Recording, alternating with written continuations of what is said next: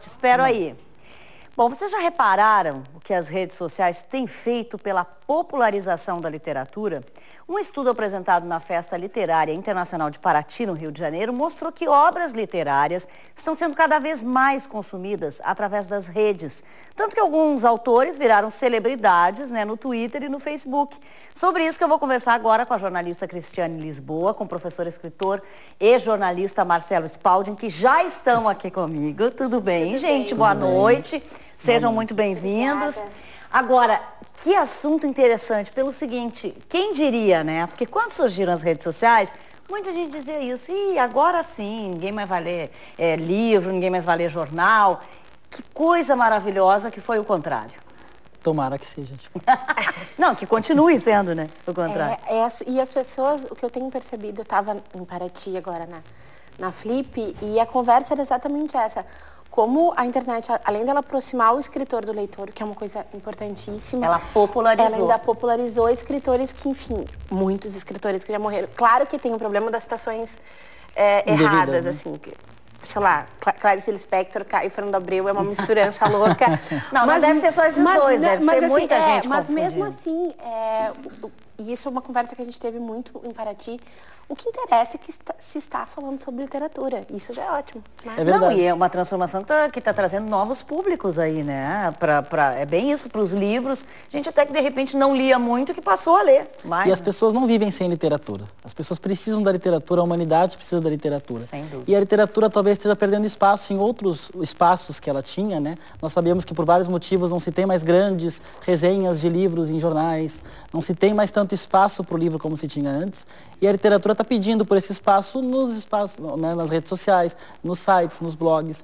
Um exemplo, e aí a gente está falando especialmente de autores brasileiros, né?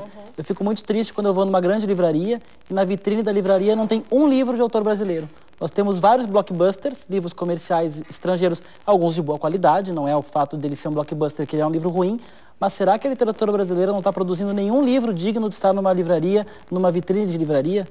Então, a rede social, a internet também se torna a válvula de escape desses autores que querem escrever e nunca se escreveu tanto, né? Querem escrever, querem divulgar sua obra e não têm encontrado espaço em outros canais. E que tu falaste também que a literatura é única, que a gente precisa. Realmente, o que eu falei pro Carlos André, quando ele vem aqui no estúdio, eu pego no livro, eu olho, né? É tão gostoso a gente folhear. A tátil do livro, exatamente. Né? E aí, claro, tem gente que prefere hoje em dia, por exemplo, ler no tablet, né? Ler, enfim, a gente estava até discutindo, né, Cris? Porque eu não gosto. Eu também não. Eu não sou moderna nesse ponto. Não gosto, não consigo. Ainda bem, senão eu ia dizer que era eu que não sou moderna. Acho muito difícil. E, ao mesmo tempo, é interessantíssimo, porque tem... eu estava lendo um livro, uma versão do Monteiro Lobato, do Sítio do Capão Amarelo, para o tablet. É incrível, as crianças enlouquecem. Porque ela já explora melhor o que o tablet tem de melhor. E é muito simples, para essa nova geração, é muito simples para eles passar o dedo, é tudo touch, tudo mas eu acho que a gente não pode também deixar de passar essa coisa do amor do livro e tátil, que nem tu falou, para as crianças. Quando eu fui fazer o doutorado sobre literatura e novas tecnologias, a minha maior preocupação era essa. Será que o livro vai acabar? A gente não pode deixar o livro acabar, afinal de contas, o livro não pode acabar. Aí, era que nem o cinema, né? Só do cinema, vai acabar, não acabou. Mas aí eu fui dar uma palestra numa cidade, Cachoeirinha, para um grupo de EJA, e o tema era o fim do livro. E todos muito preocupados, o livro vai acabar, o livro vai acabar. Eu perguntei para eles, gente, qual foi a última vez que vocês compraram um livro? Poucos tinham comprado um livro na vida. Então, para vocês, o livro já acabou. O livro, enquanto for produto, enquanto for consumo, ele vai existir nas livrarias. O disco de vinil, nós estávamos comentando que ainda existe nas livrarias. O problema é que o livro, cada vez menos, ele tem esse mercado garantido. Muitas cidades do interior não têm livraria. E muitas não têm sequer bibliotecas abertas, públicas, que não estejam ligadas a uma escola. Então, o livro não acabar depende muito mais também da sociedade. Agora, no doutorado, eu acabei chegando à conclusão de que mesmo que o livro acabe, vamos supor que daqui a 300 anos o livro acabe. A literatura não vai acabar. Bom, já foi bastante tempo. Porque o meu filho, por exemplo, ele gosta do cheiro do iPad. Essa coisa de que a gente gosta do cheiro do livro, ele meu filho gosta do cheiro do iPad. Claro. É uma questão de geração. Mas ainda que o livro acabe, a literatura não vai acabar. A literatura vai estar no tablet, vai estar na tela do computador, e a gente agora falando em redes sociais é uma prova disso, né? A literatura, ela encontra espaços para sobreviver, porque ela é a arte da palavra que sempre vai existir. Claro. E uma outra coisa que daí, nesse contexto aí, acontece é que, por exemplo, escritores muito jovens, como a Thalita Rebouças, por exemplo, com mais de 300 mil fãs, né? Estão no grupo ela está no grupo de autores brasileiros de grande público no Face, né, por exemplo. E a Thalita, ela tem uma coisa que é maravilhosa, que ela conversa diretamente com os leitores dela. Então, ela tem uma dúvida se fala gíria, enfim, uma gíria específica, ela vai no Twitter, ela pergunta e as pessoas respondem com ela e sentem que elas estão fazendo parte do livro, elas estão escrevendo aquele livro junto com ela. Acho isso um grande mérito, assim. E em contraponto, que a gente já até tinha citado, mas não citou nomes, vamos citar, alguns autores que já morreram e que a gente lá leu quando crianças, muitas vezes até para o colégio, estão voltando à tona e as pessoas estão adorando. Sim, a gente tem página do Machado de Assis, a gente tem página do Caio, tem página da Clarice, gente, quase Quintana, do Mário Quintana, do Érico. Sem falar aqueles do Suassuna, enfim, o Brasil todo, né? E são os fãs que alimentam essas páginas e que às vezes xerocam textos e fotografam, acho maravilhoso. A fotografia de página é maravilhoso, isso maravilhoso. Né? Livro xerocado e fotografado é a coisa mais maravilhosa. Agora, eu tenho uma informação aqui de que os autores mais citados pelo mundo acadêmico, por exemplo, como Graciliano Ramos, Guimarães Rosa, Mário de Andrade, já não são tão populares nas redes sociais. Por que será que isso acontece, vocês acham? Eu acredito que seja o tipo linguagem. Da linguagem. Mas eu acho que nós temos depois na lista alguns populares na rede social que também são populares na academia. O Caio Fernando Abreu é muito popular na academia. A URGS tem alguns professores que trabalham de forma muito profunda a obra do Caio Fernando Abreu. Talvez o conceito de cânone que nós temos daquelas aulas de literatura da escola, né, que colocava 3 ou 4 autores de muito tempo atrás, o cânone também está se transformando. O que é clássico hoje? O Caio Fernando Abreu já é um clássico hoje. Eu estava lembrando agora de uma coisa. E tem umas pessoas que elas não sabem que esses escritores já morreram. Teve uma vez que foi na página do Paulo Leminski. O pecado da escola. Mandaram um convite. Oi, Paulo Leminski. Queria convidar para a feira literária. E a pessoa que faz a página foi muito espirituosa e disse... Estou indo. Fulana, obrigada pelo convite, estou muito feliz, mas eu já morri. Chato, né? Ou então, mas eles estão entre nós. Teve humor. Que sacanagem, né, gente? Agora, a gente estava falando aqui de público juvenil, dessa coisa de buscar lá autores, né, que já morreram, enfim. Mas a gente está esquecendo do público adulto também, e até do público mais velho, que também está começando a entrar na história das redes sociais. Sim. E que também acaba gostando, de repente se aproximando, né, de muitos autores, tanto jovens quanto os da sua época lá. Isso também é legal, né?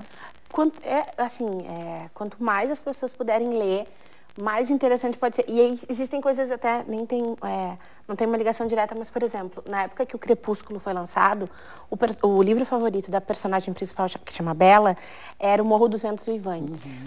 Esse livro alcançou, depois que foi lançado o Crepúsculo, esse livro teve que ser reeditado mais 5 vezes. Porque as pessoas começaram a ler loucamente O Morro dos Ventos Uivantes. Sim, funcionou como uma dica, assim.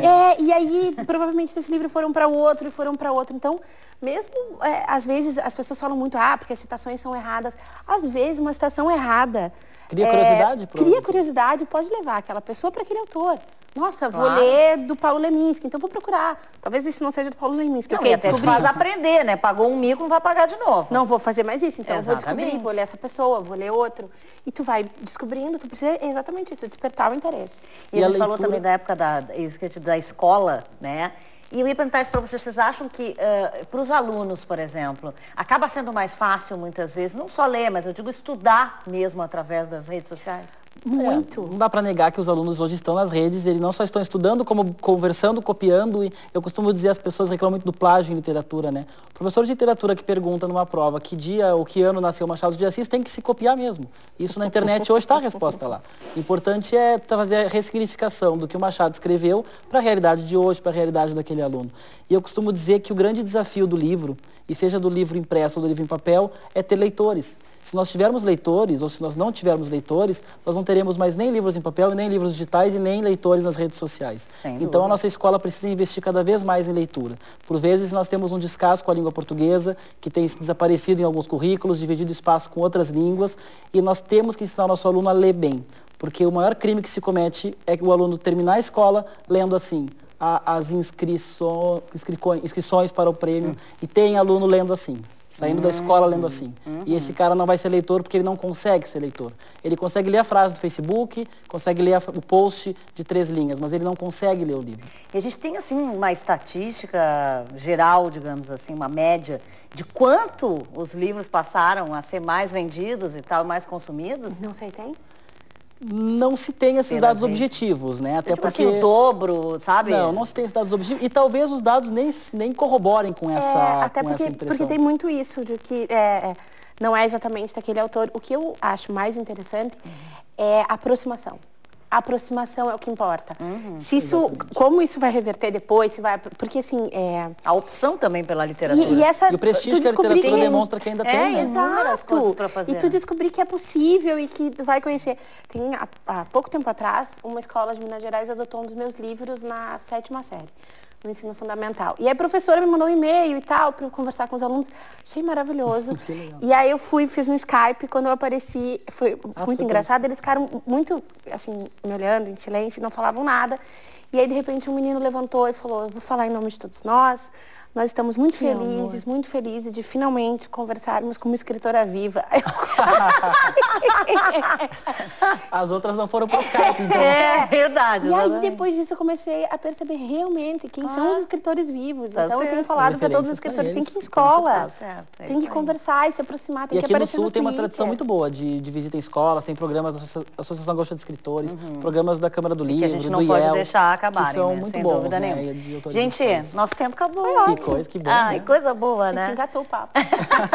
E se o Carlos estivesse aqui, precisaria de 3 programas. Nossa, é verdade. Muito obrigada pela presença dos dois, tá bom? Parabéns aí, né? Porque agora cada vez estão mais aí nas redes também, isso é muito legal. Boa noite pra vocês. Boa noite.